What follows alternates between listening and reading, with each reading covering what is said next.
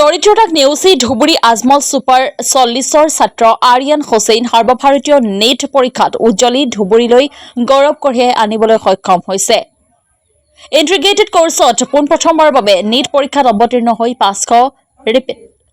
Integrated কোৰ্ছত পোনপ্ৰথমবাৰৰ বাবে net পৰীক্ষাত অৱতীৰ্ণ হৈ 657 নম্বৰ লগতে সমগ্ৰ ভাৰতৰ ভিতৰত 1020 স্থান লাভ কৰি ধুবুৰী জিলালৈ গৌৰৱ কঢ়িয়াই আনিবলৈ সক্ষম হয়।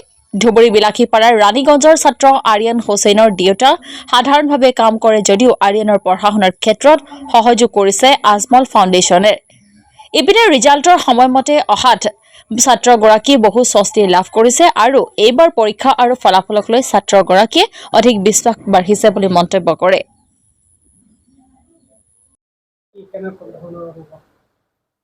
ভালে লাগিছে।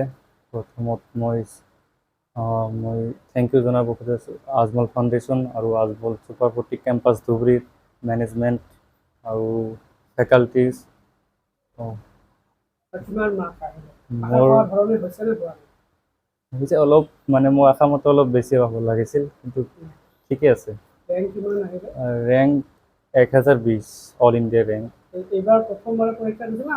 প্ৰথমবাৰতে হাই ছেকেণ্ডেৰীৰ লগতে।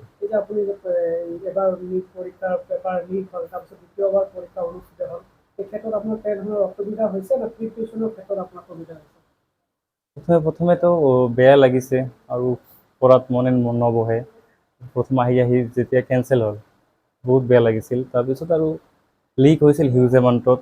তো লিক পৰীক্ষা কেঞ্চেল নহ'লে মোৰ ৰেংকটো আৰু বহুত বাঢ়ি গ'ল হয়। যা হৈছে ভালৰ কাৰণে হৈছে। এইটো মই প্ৰথমতে আজমল ছুপাৰ 40 কেম্পাছ ধুবুৰীত এইটো দিব পাৰিছোঁ আৰু মেনেজমেণ্ট আৰু ফেকাল্টিবিলাকক। দেউতা বাহিৰত কাম কৰে।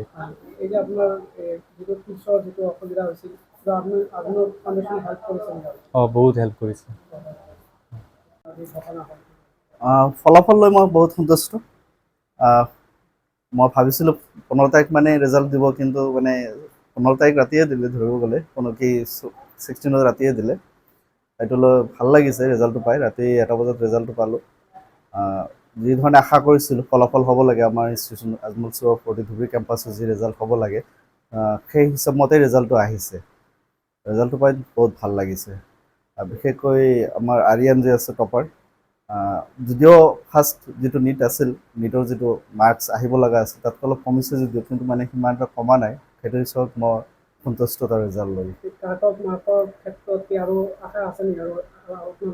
আমিতো চাৰিওফালে যিখিনি শুনা পাই আছোঁ বা দেখা পাই আছোঁ বস্তুখিনিত, বা যোৱা বছৰ ৰিজাল্টৰ লগত কম্পেয়াৰ কৰি আমিতো ভাবিছোঁ 510 কাট অফ যাব লাগে, আৰু 510 কাট অফ গ'লে আমাৰ 70+ আহিব ৰিজাল্ট এইবাৰ।